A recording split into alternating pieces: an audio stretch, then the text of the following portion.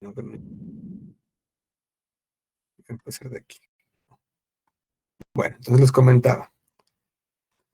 Podríamos ver snippets de código.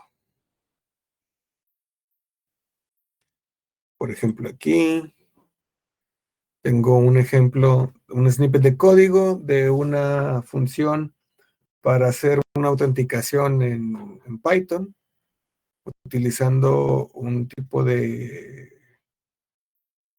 cifrado que utiliza una llave y nos permite cifrar un mensaje y podemos validar que en la contraparte, volverlo a cifrar compartimos una llave pública, bueno, una llave privada, mejor dicho, compartimos una llave privada y con esto podemos hacer una validación de que si yo mando un mensaje, genero un hash de este mensaje y cuando la persona que lo mando recibe este mensaje, vuelve a cifrar el mensaje y validamos que el hash sea el mismo. Y así nos aseguramos que el mensaje no fue interceptado ni modificado por un tercero. Es un pequeño snippet de código. Ahí algunos ya me habían compartido algunos scripts y algunas actividades. Pero ya vamos a entrar a ver de lleno Git. Creo Miriam ya conoce Git. Diego, no sé si ya has trabajado con Git tú.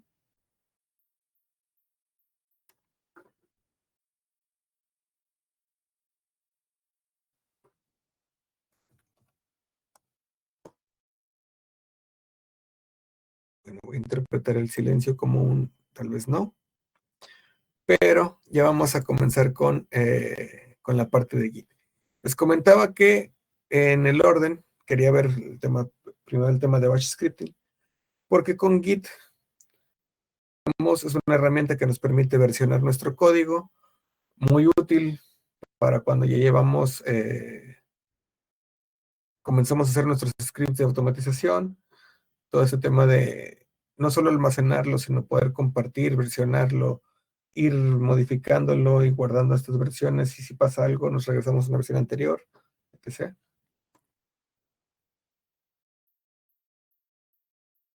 Ok.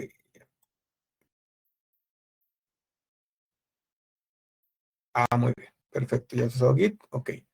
Bueno. Para los que no hayan usado Git, es hora de irse, si no se han creado su cuenta de GitHub, créanla. La instalación de Git, Git es multiplataforma, es una herramienta multiplataforma, entonces la podemos encontrar en la mayoría de los sistemas operativos, ¿no? Llámese Windows, llámese Mac, llámese Linux. En Windows, la instalación de Git es bastante sencilla. Bajamos el instalador de la página git-scm.com o .org. Creo que el .com sí está funcionando. La página es git.scm.com. Aquí les va a aparecer Download for Windows. Si estuvieran en Windows. En Linux podrían descargarlo aquí, pero yo les recomiendo que en su distribución, llámese Debian, Ubuntu. No, no.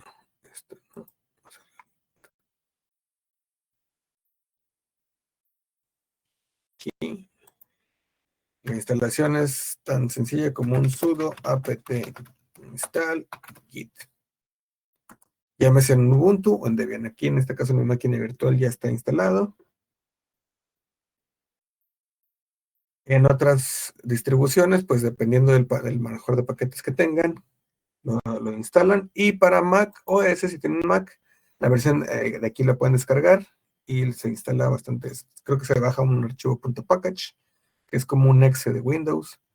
Lo instalan y listo, ¿no? Ya tenemos Git instalado. ¿Okay? Y dentro de Git, algo muy, muy útil, son los Git hooks. Los Git hooks son acciones que nos van a permitir automatizar ciertas tareas en el flujo de Git que manejemos. Sí, para los que ya conocen Git, un flujo de lo más habitual, el más sencillo de los flujos de Git es generamos código, guardamos nuestro código y generamos nuestra primera versión. Al momento de generar nuestra primera versión con Git, hacemos lo que se llama un commit, de generar una versión local en nuestro repositorio local de Git, y cuando subimos a un repositorio remoto, llámese GitHub, GitLab o cualquiera de estas plataformas que ya nos ofrecen un almacenamiento de repositorios remotos de Git, con los Git hooks podemos trabajar tanto de forma local como de forma remota con estos remotos. De forma local, los Git hooks no es más que un script que se va a ejecutar cuando Git ejecute alguna de las funciones de Git. Llámese, por ejemplo, son muy utilizados estos Git hooks en la parte de validaciones de formatos de los mensajes de Git.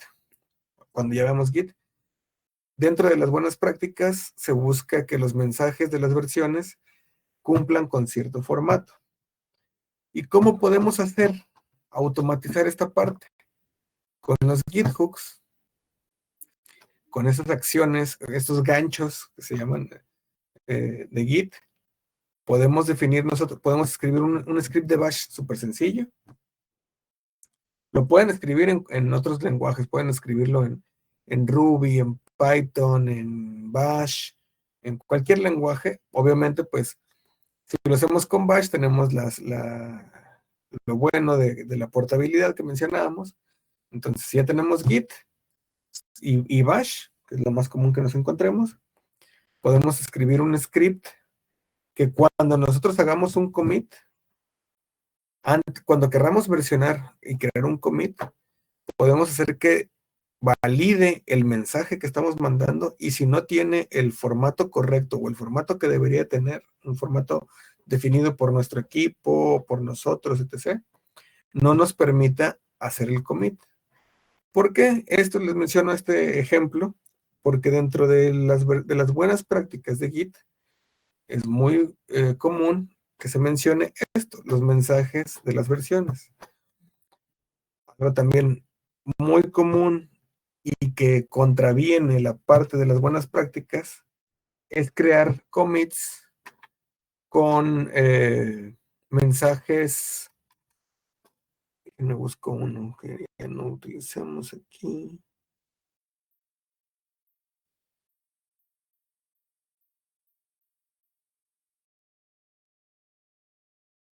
Por ejemplo, es bien común encontrarnos mensajes que solo digan actualización. ¿Pero qué se actualizó? Digo, podemos ver, las herramientas de Git nos permiten ver qué es lo que cambia, ¿no? Por ejemplo, aquí se ve una lista de commits en un repositorio que tengo personal, y el primer mensaje del primer commit, yo le puse primer commit. Puede ser eso, no importa. El primer commit. El siguiente dice, añadí imagen de Octocat y un hola mundo. El siguiente dice, bueno, en inglés, added Docker build GitHub Actions. Añadí un párrafo. Añadí job de deploy en render y cambio en index. Añadí imagen. Añadí notificación de Discord a render. Vemos diferentes mensajes.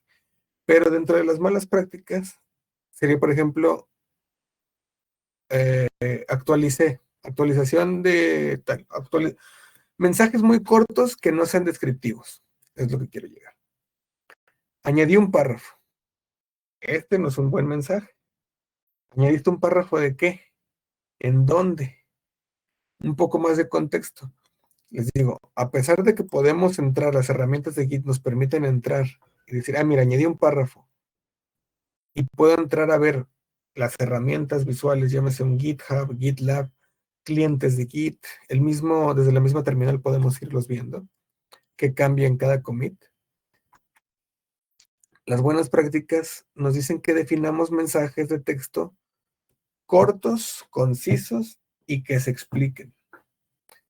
Añadí un párrafo, pues está muy escueto, está muy genérico el cambio, ¿no? El mensaje, ahí sí lo puse así, se me fue. Pero dice, añadí un párrafo en el archivo de index.html para tal cosa, o simplemente añadí un archivo, un párrafo nuevo en el archivo tal. Así yo no tengo que entrar a ver el detalle del commit para ver qué fue lo que cambió. En este caso solo fue un cambio, es un cambio súper pequeño de una línea en un archivo, pero hay commits donde hacemos múltiples cambios en múltiples archivos y que digan, añadí un cambio. ¿Añadiste un cambio de qué? Y entras al commit a ver el detalle del commit y te encuentras con cambios en n número, en cientos de archivos, etc. Y dices, pues sí, hiciste un cambio, pero cambiaste un chorro de cosas y no dice qué. Y yo tengo que ir viendo cambio por cambio, ¿qué fue lo que hiciste aquí? Ah, moviste esto, cambiaste, añadiste aquí, acá, acá, ya. En cambio, si escribimos un mensaje que no sea muy largo, tampoco extendernos tanto, ¿no? Añadí un cambio en la función, en el archivo tal. No tienes que explicar todos los cambios que hiciste a lo mejor en el archivo, simplemente, en el archivo de funciones helper.py añadí o actualicé las funciones tal. Listo. Y a lo mejor pueden ser muchos cambios de esas funciones, pero ya me da un norte de, mira, ¿qué fue lo que cambiaste? Ok, ya vi los cambios aquí del archivo helpers. Ok, ya veo, es más fácil buscar, ¿no? O saber qué fue lo que se cambió. Incluso si, por ejemplo, esto es algo que me sucedió hace unos días en el trabajo. Ahorita cuando veamos el tema de Git, vamos a ver algunos de los flujos. Los flujos de trabajo con Git, más allá del hago un commit, versiono, subo, hago commit, versiono y subo. Git nos permite manejar flujos de trabajo con ramas.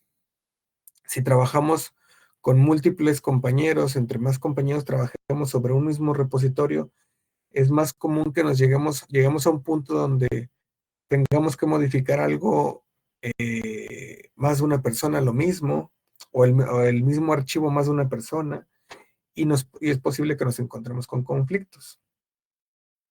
Estos flujos de trabajo buscan definir una forma de trabajar con múltiples usuarios o múltiples compañeros que estén modificando el mismo repositorio o el mismo código que yo, y que busquemos la forma de no tropezar entre nosotros, que nuestros cambios no tropiecen entre ellos, evitar conflictos, son inevitables los conflictos, pero evitarlo lo más posible, y que se genere un flujo de trabajo, digamos, que fluya, ¿no? Que no nos detengamos por ciertas cosas, pero esos flujos de trabajo, para obtener este resultado de que fluya el trabajo en los flujos de trabajo, tenemos que definir bien este flujo y una vez definido, seguir el flujo que hayamos definido. Esos flujos pueden tener ciertos tipos de validaciones. Por ejemplo, aquí entran de nuevo los hooks, donde podemos automatizar mediante estos hooks estas validaciones. Y un flujo de trabajo muy habitual es cuando ya trabajamos con entornos de producción, donde nuestra aplicación ya está funcionando y queremos buscar que una actualización no interrumpa mi aplicación que ya está funcionando. Con el tema de las ramas,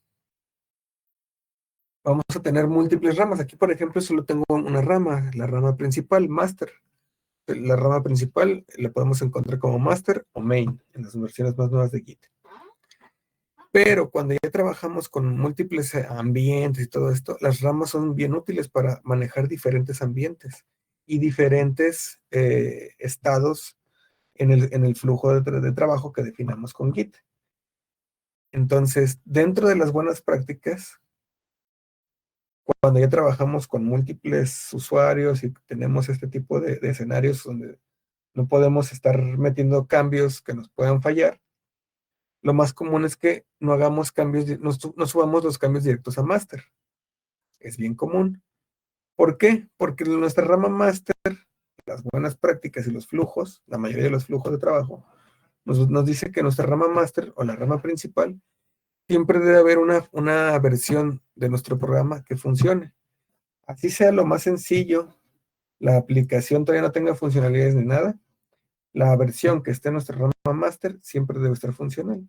Así nos aseguramos que nuestra aplicación siempre va a tener una versión funcional completamente, aunque tenga poquitas funciones, pero que esté funcional. Pero si nosotros estamos probando algo o hacemos alguna corrección rápida y se nos hace fácil decir, la subo a master porque pues tiene que ir a producción, ya no tiene que salir esto. Puede ser que si no pasa por estos estados o estas diferentes ramas de pruebas, se nos vaya un error directo a producción y nos tire producción. Los memes de, fulanito subió y tiró a producción, son bien comunes. Hace poco me pasó algo de esto con mi equipo de trabajo, que una actualización que se veía muy sencilla, y por lo sencilla que se veía, fue fácil decir, la subimos directo a producción.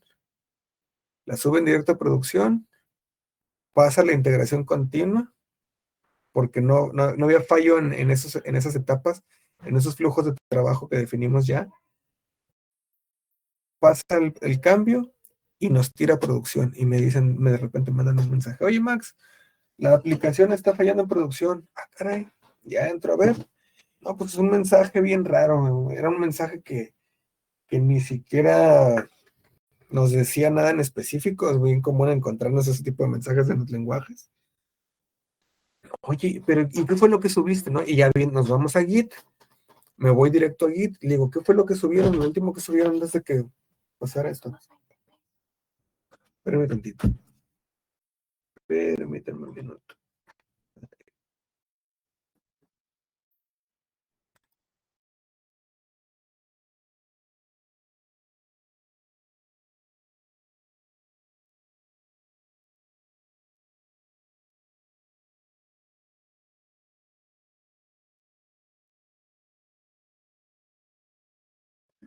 Disculpen. Entonces les comentaba, ¿no? Me fui a Git y empecé a ver, y era un cambio súper sencillo que no tenía lógica de por qué estaba fallando. Pero a pesar de que fue un cambio súper sencillo, era en una validación, en un if, cambió la condición que se estaba validando y ya. Y el mensaje del error no nos mostraba, no hacía sentido. ¿No? Dijimos, si cambió esto, pues no tendría por qué fallar esto. Fue un cambio tan sencillo que se hizo fácil irse directo a producción, no pasó por el ambiente de pruebas, de test, y nos empezó a tronar, ¿no? Ya pues hicimos un rollback y empezamos a revisar qué fue, dimos con el error. No era error de código, fue un error de ambiente, también por falta de no cumplir con todas las buenas prácticas que deberíamos de cumplir. Además de eso, de hacer un commit directo a master, hacer esto. Fue otro detalle, pero pues ya lo corregimos, lo solucionamos, identificamos y todo este rollo, ¿no? Pero no hubiera sucedido si nos hubiéramos apegado a los flujos de trabajo que tenemos hasta cierto punto definidos, pero por hacer un cambio muy pequeño y era una corrección, se nos fue directo a master y nos tiró a producción. Es bien común encontrarse con esos escenarios. Y aquí se involucra Git. Git nos permitió revisar qué fue que ese cambio, si implementáramos más validaciones con Git hooks, con otro tipo de validaciones que se pueden añadir además de en Git, y apegándonos a los flujos de trabajo que debemos de habernos apegado, no nos hubiera sucedido esto. Tuvimos unos minutos abajo la aplicación, afortunadamente no fue nada grave, pero pues es esto, ¿no? Entonces, todo este conjunto de herramientas, siempre hay que buscar las mejores prácticas, y a pesar de que con Git hooks y todo esto, podemos verlo como algo un poco tedioso, decir, ay, vamos a añadirle más validaciones y más validaciones y más validaciones aquí, acá y allá. Sí, puede ser un poco más tedioso, puede ser un paso extra, pero realmente nos ayuda a evitar dolores de cabeza, ¿no? Ese error, tardamos algo en identificarlo. Afortunadamente, teníamos preparado hasta cierto punto un rollback que fue fácil de regresar, sin problemas, pero sí fue un dolor de cabeza identificar de dónde venía el error y nos hubiéramos evitado todo esto por seguir las buenas prácticas. Entonces, este tipo de validaciones, este tipo de herramientas, el Bash Scripting nos va a ayudar a escribir ciertas validaciones, Git nos va a permitir implementar estas validaciones, nos va a ahorrar problemas, el versionamiento, cuando podamos regresarnos a una versión anterior y decir qué fue lo que hicimos, qué cambiamos y por qué nos está fallando. Entonces, todas estas herramientas se complementan unas con otras, ¿no? Por eso es que el orden, ahorita de ver lo básico de Linux, comandos, movernos en la terminal, conocer las comandos y estructuras básicas de Linux es importante para que cuando lleguemos a las siguientes herramientas, cuando nos toque interactuar con algunas herramientas, con funciones y cosas así, ya las conozcamos y decimos, pues ya me sé por dónde moverme, puedo implementar esto por aquí, esta solución acá, complemento con Git, a lo mejor ya decimos este hook, este Git hook, no lo hago en Bash, me aviento un Git hook en Python y pues, es bastante útil, ¿no? Déjenme busco aquí, tengo un ejemplo de un Git hook.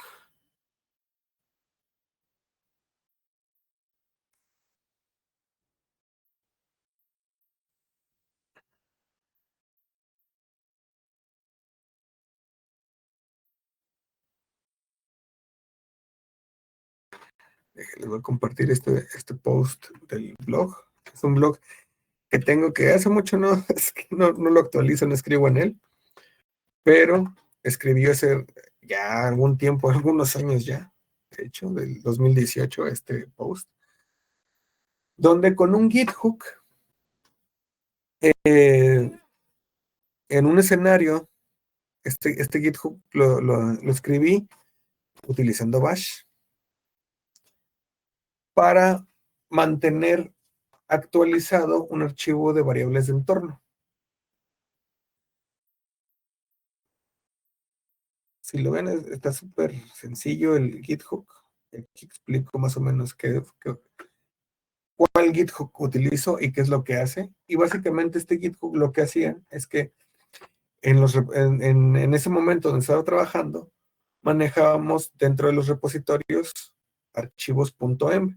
Este archivo .env normalmente es un archivo que se utiliza ahorita, es casi un default en entornos de desarrollo, para definir variables de entorno, tanto ya sea para producción o para el entorno de desarrollo para el entorno en el que estemos trabajando, ya sea desarrollo, producción, test, etc. ¿no?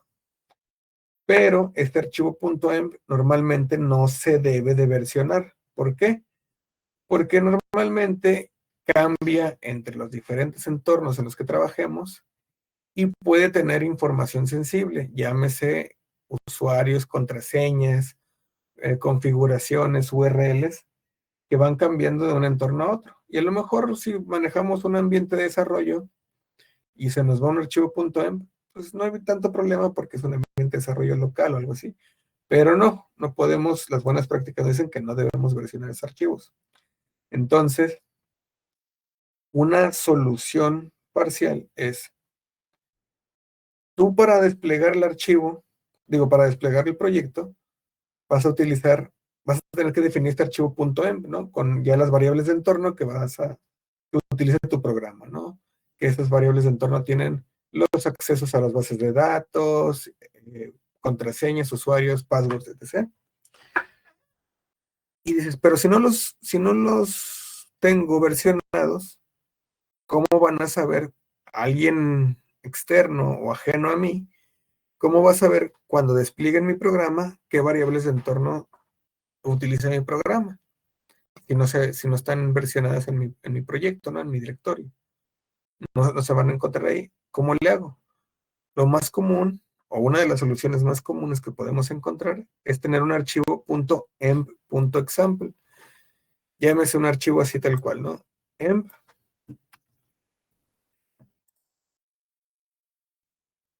emp.example, que sí se versiona en mi repositorio y que simplemente nos sirve de guía para decir, yo conforme voy agregando variables de entorno a mi proyecto, voy actualizando este archivo .embexample.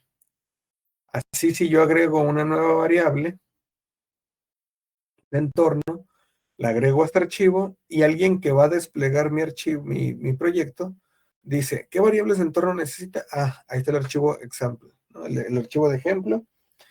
Tomo qué variables de entorno necesitan y ya las ajusto los valores a mi entorno de producción o donde lo vaya a desplegar. Entonces, aquí, por ejemplo, es bien sabido que debemos versionar archivos. Y si manejamos este archivo, es muy común que cuando estamos probando en local, pues tenemos un punto en local, ¿no? Que estamos cambiando y probando. Y como no se versiona, es bien común que, se me olvidó agregué 2 nuevas variables de entorno en mi local, en mi archivo.em local, y como no está versionado, se me olvidó pasarlas a actualizar el archivo.example. Entonces, subo mis cambios, alguien actualiza, por ejemplo, ¿no? Supongamos que el flujo es, estoy probando en local, tengo mi .em local, para estar ejecutando eso en pruebas, agregué 2 variables de entorno nuevas al proyecto, se me olvidó actualizar el archivo de ejemplo, y la persona que actualiza dice, oye Max, ya me dicen, oye Max, voy a actualizar, libera la actualización tal, voy a subir cambios. Ok, suben los cambios, yo me encargo de desplegar y veo, ¿el archivo de .example tiene alguna versión, alguna variable nueva? ¿No? Bueno. Hago la actualización, no actualizo el archivo .em o el entorno, las variables de entorno del entorno de producción, libero la actualización y empieza a tronar. ¿Y por qué truena? Porque dice, oye, no encuentra la variable de entorno fulanita. Es que la subí, esa la agregué en el último cambio. ¿En común? La agregué en el último cambio, pero se me olvidó agregar el .example, ¿no? Agrega también, estas son estas 2 nuevas variables de entorno. Pásamelas. Pero ya pasó este detalle que empezó a tronar, o tronó cuando llegó a esa parte donde solicitaba esta variable de entorno, y ya nos mostró un error en producción. Este GitHub, este ejemplo que puse aquí del GitHub, hace que cuando hagas un commit, revise tu archivo .em local y lo compare con el .embexample. Y si tú agregaste un archivo, una variable nueva en tu .em local que no se debe de versionar, pero sí debes de actualizarlo en .embexample, lo que hace es, antes de hacer commit, compara esos archivos y si tiene alguna variable nueva y no está en el .example, te dice, hey, te falta actualizar el archivo example, agrega esas variables de entorno que te faltan. Ok. Y ya, no me deja versionar hasta que actualice el archivo .emexample. Ya lo actualizo, vuelvo a tratar de hacer el commit, y ya me compara, pasa la validación, pasa el commit, sube el commit y ya pues me aseguro que va todo actualizado, ¿no? Este es un escenario de hace muchos años que me sucedió, que escribí este post y justo explico esto, ¿no? La parte de los Git hooks y un ejemplo de esto. Más adelante lo vamos a ver, pero es un ejemplo de cómo con un script de Bash, de hecho, utilizo un script de Bash y un script de Python. En este caso utilicé el script de Python para hacer la comparación de los archivos, para procesar el archivo de las variables de entorno y compararlos. Y pues utilizo dos. Un Bash script, que es el script del hook, Y dentro del hook utilizo uno de Python para verificar y hacer estas validaciones. Entonces, ya podemos avanzar en este flujo de otras herramientas, teniendo ya los conocimientos del bash scripting, de Linux, Unix, de todas estas herramientas y estos entornos que vamos a manejar en estas próximas herramientas. ¿Okay? Entonces, por lo pronto, vayan instalando Git. Voy a comenzar con lo básico de Git, pero si me dicen ustedes que lo notan, que dicen, oye, ya vimos esto, ya conozco lo básico de Git, me dicen y nos vamos más rápido, ¿no? Si no, voy a comenzar con Git, con comandos básicos, flujos básicos, todo desde la terminal, para que aprendiendo todos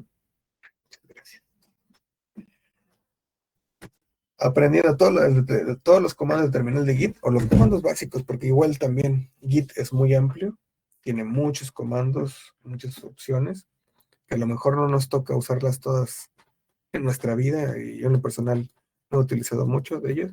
Bueno, he utilizado algunas, pero hay algunas que todavía me encuentro nuevas, entre las que salen nuevas, entre las que no he utilizado, no me ha tocado utilizar.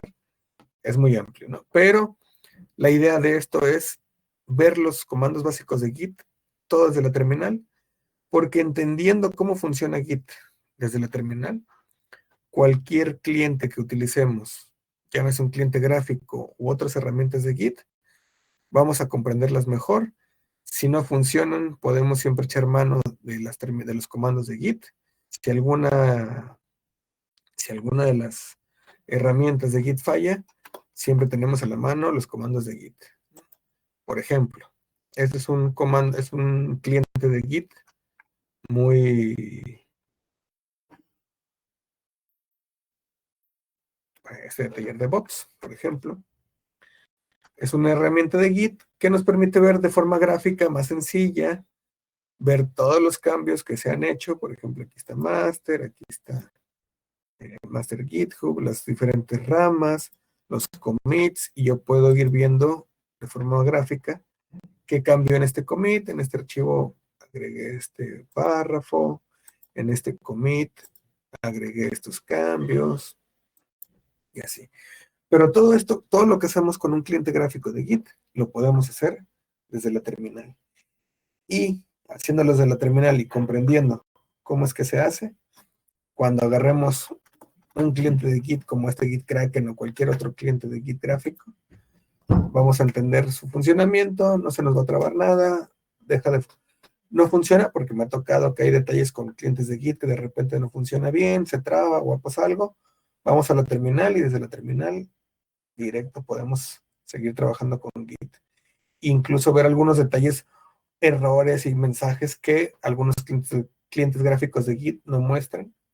Entonces, nos vamos a ir por esto, ¿no? En las siguientes sesiones vamos a ver Git más a fondo. Y ya viendo lo básico, pasamos a los flujos de trabajo de Git, conocer los más populares, más utilizados. Y desde ahorita les digo, los flujos de Git, hay varios flujos de Git, hay algunos ya estandarizados, tienen sus ventajas, sus detalles, pero Git es una herramienta tan flexible que nos va a permitir ajustar, una vez que conozcamos estos flujos de Git, ajustar nuestro flujo de trabajo a lo que más nos convenga, ¿no? Es bien común que dependiendo del tamaño, del equipo, el escenario, cosas así, hay veces que optar por un flujo de trabajo muy complejo nos puede decir, oye, pues solo soy yo, solo somos dos personas, a lo mejor todavía no nuestro escenario, nuestras condiciones no necesitan de un flujo de trabajo tan complejo y podemos hacer uso de otro flujo más sencillo, pero con características, ¿sabes qué? Esto me gustó, este flujo, lo adaptamos a nuestro flujo de trabajo y ya vamos creando nuestro propio flujo, ¿no? Pero conociendo los flujos estandarizados más comunes, nos es más fácil llegar a estos flujos propios. ¿Okay? Entonces vayan instalando Git, vayan creándose su cuenta de GitHub si no la tienen, porque vamos a estar trabajando con ella. ¿Okay? Hasta aquí, ¿alguna duda? Muy bien. ¿Todo bien? Muy bien. Entonces, actualícense, vayan checando los videos de las sesiones anteriores del Bash Scripting y, un momentito, listo, perdón. Y nos estamos viendo la próxima sesión ya para comenzar con Git. ¿Qué va? Sí, Max. Sale, vale. Pues muchas gracias por atender y nos estamos viendo la próxima semana. Gracias, buenas noches. Buenas noches, hasta luego.